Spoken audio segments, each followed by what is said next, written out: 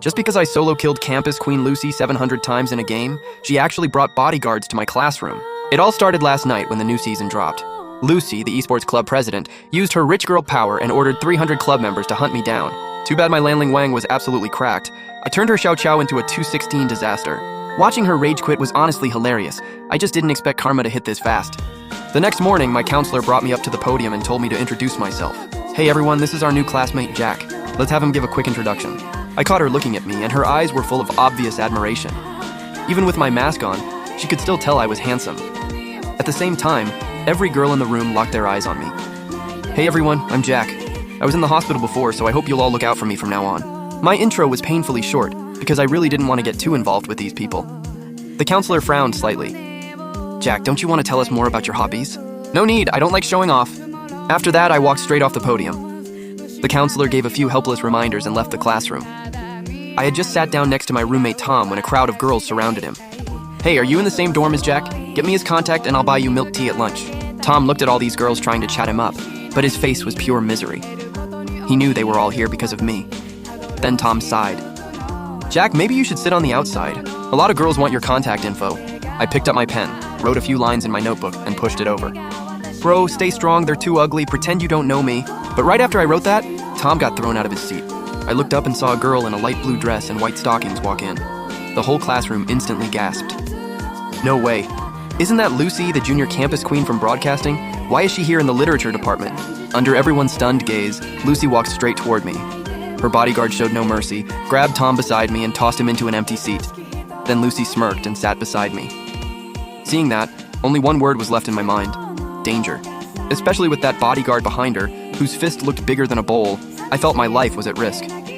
As soon as Lucy sat down, she reached out and gently stroked my face. Little guy, don't you recognize me? That sweet, silky, older sister voice was something I'd never forget.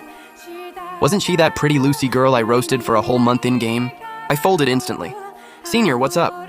Seeing me scared only made Lucy happier. She pulled out her phone and played my game voice chat from last night, where I was loudly trash-talking her. A sly look flashed in Lucy's eyes. Junior, weren't you saying yesterday that you hoped I'd come help you study today? What color notebook do you like? I got one ready just for you.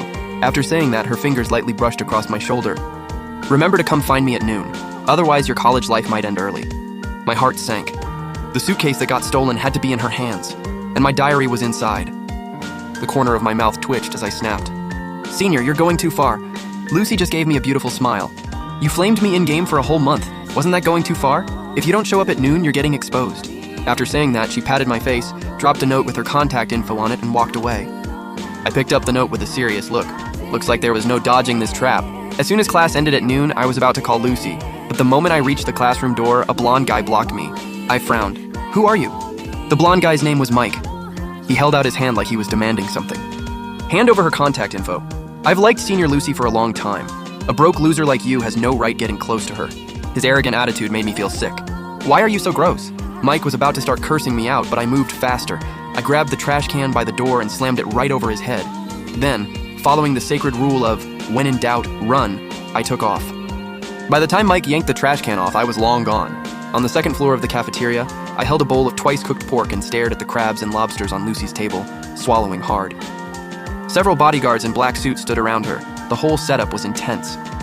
Lucy pointed to the seat beside her. Bad boy sit. I instinctively tried to sit across from her, keeping some distance. But as soon as I sat down, two bodyguards grabbed my arms and forced me into the seat beside her. Lucy watched me get moved around like a toy, and she laughed even harder. Bad boy, are you scared? I didn't say a word, but inside I was going off. How is it not scary when you brought bodyguards? Seeing that I didn't dare speak, she got even bolder. She leaned close and kept touching my face with her little hand. Who eats with a mask on? As soon as she said that, she pulled my mask off. The moment the mask came off, Lucy froze. She stared at my face like she was mesmerized, and her lips got closer and closer. It wasn't until the bodyguard behind her coughed a few times that she snapped back to reality. Lucy's face instantly turned red, and she quickly looked away to hide her embarrassment. Wow, the sun is really bright today. I looked at the light rain outside, totally confused. So that was it. This campus beauty had been stunned by my handsome face. Thinking of that, I instantly gained confidence.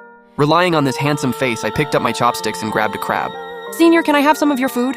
Lucy took a few deep breaths and forced down her blush. Eat whatever. I can't finish it all by myself anyway. With permission granted, I dug in without holding back. After I was full and satisfied, Lucy rested her chin on her hand and finally spoke. Jack, from now on, be my little puppy. I was drinking Coke, and when I heard that, I sprayed it all out. The foam landed perfectly all over her light blue dress. Lucy's face instantly darkened. She wiped her dress clean and glared at me with a stern little face. Do you know how expensive this dress is? 20 grand, you're paying me back. Hearing that, I said helplessly, all my living expenses together are only 2,000. Senior, how about I clean it for you and pay you 1,500? Lucy looked at me with disdain. No, once it's dirty, I don't want it anymore. You have to pay. I was completely out of options. I couldn't exactly ask my parents for money. Lucy frowned. You only have 2,000? Then give me the 2,000 first. My heart hurt. That was more than a month's living expenses. Senior, can I pay 1,500 first? I need to keep 500 for food. Lucy looked shocked. 500 for a whole month? How are you this broke? That one line shut me up completely. After a long silence, I finally spoke. Senior, not everyone is as rich as you. Lucy pouted, seemingly stunned by just how poor I was. Then she suddenly showed mercy. Since you're that broke, I won't make you pay. I was just about to feel touched, but her next sentence sent me straight into despair. Be my little puppy. Do it for 1 month and the 20 grand is wiped clean.